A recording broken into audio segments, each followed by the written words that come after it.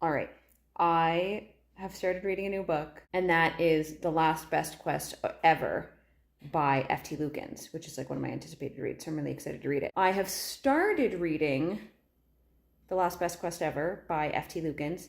I'm about 50 pages in, and I'm very intrigued so far. It is about this 17-year-old girl named Eleanor, and she has a reputation of being just the best quester ever. And in this world, questing is like competitions or challenges issued by like the king and queen, and people will like compete to achieve whatever the goal was. So like the book opens with the questers were challenged to reduce the giant spider population in the woods to make the paths safe again for merchants and traders and stuff to like travel in and out of the woods throughout the kingdom.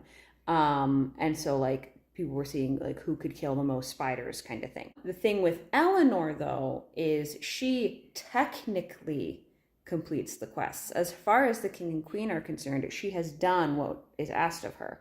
And the final outcome of what she does meet what the actual demands of the quest are. Reduce the spider population reduce the spider population in the woods so that the woods are safe for merchants. Oh, okay. So she gathered up all the giant spider eggs and had them taken out of the woods. The spiders have not been killed, but they are not in the woods. So she accomplished the quest. And I think that's really cool. I really, really, really love that idea of like an adventurer who isn't just, as they say in D&D, a murder hobo. But it makes her feel like she's this like imposter because she's always putting on this front and spinning these tales so that as far as the court knows, she is doing, she's questing the way one is expected to quest. But in reality, she's engaging in all this like trickery and subterfuge and like clever workarounds and stuff. She also has this rivalry with Princess Avian? Oh, I'm blanking on their name. But they are royalty. I love that F.T. Lukens found a gender neutral term for the child of royalty. So prince, princess, princette. Love it. That's really cool. And they have this like rivalry. But it's like also kind of clear that like as much as Eleanor says that she just enjoys like getting a rise out of them and teasing them and like be kind of butting heads with them, like, and also she like claims to find them annoying. She clearly is also like maybe has a little bit of a crush on it. As of where I'm at right now, she is claiming that she has retired from questing, but clearly based on the title of the book, there will be one last quest. So I'm excited to see where that goes. Apologies for how rough my voice is. I'm going to keep this update quick, but I do want to give an update before I finish the book because I'm now 80% of the way through. I didn't read for quite a while because my kid was homesick from daycare, so I didn't have my usual hour plus of reading time with the bus. I read a whole bunch yesterday. It was his first day back, and I read a whole bunch. So I read through like probably half the book just yesterday. I like all the different characters that have been introduced and how the like adventuring party slowly expanded over the course of the story, and it all felt very organic. I like the way Eleanor grapples with her own mythification versus trusting her instincts, and also even just like knowing who she really is in light of all the lies she's told. I really like the romance between her and Avon. I think it's very well developed, and I liked the kind of mutually oblivious pining because I always like that. I think some people might find the prose a little, I don't know the right word for it. It's very modern, but it's not a modern setting, and I know that bothers some people. I have no voice, so I'm going to stop talking, and hopefully my voice comes back in time for me to actually review this book. Okay, bear with me. I'm still sick. I have more of a voice than I used to, but it's still not great, so I'll have to keep this brief. I finished reading The Last Best Quest Ever by F.T. Lukens.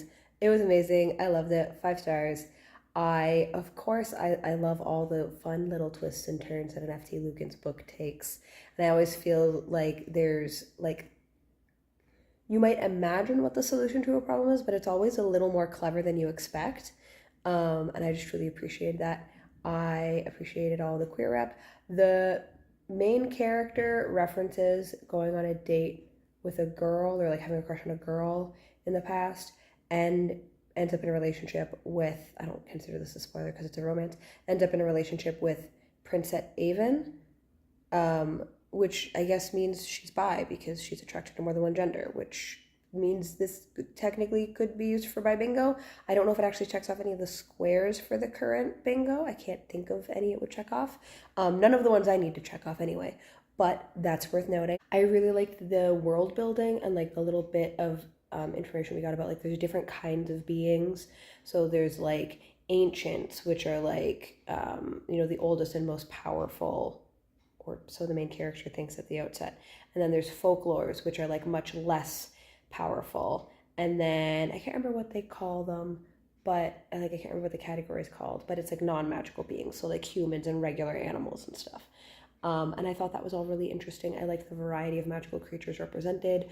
I liked how this book like really, really emphasized the idea of like you do not need to fight your way through a problem. You can find other solutions. And I liked how much it relied on the main character's savvy, not just in problem solving, but in just like knowing things about magical creatures, like their physical traits, their abilities, their social natures. I thought that was really interesting and well done.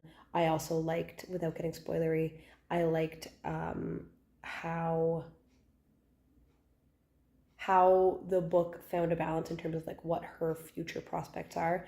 It found a balance between she doesn't want to do quests anymore because quests are always so focused on, killing these creatures, and she doesn't want to kill these creatures. But also like she's definitely not cut out for just like a mundane retired life. Like that's just not where her skills and her interests lie.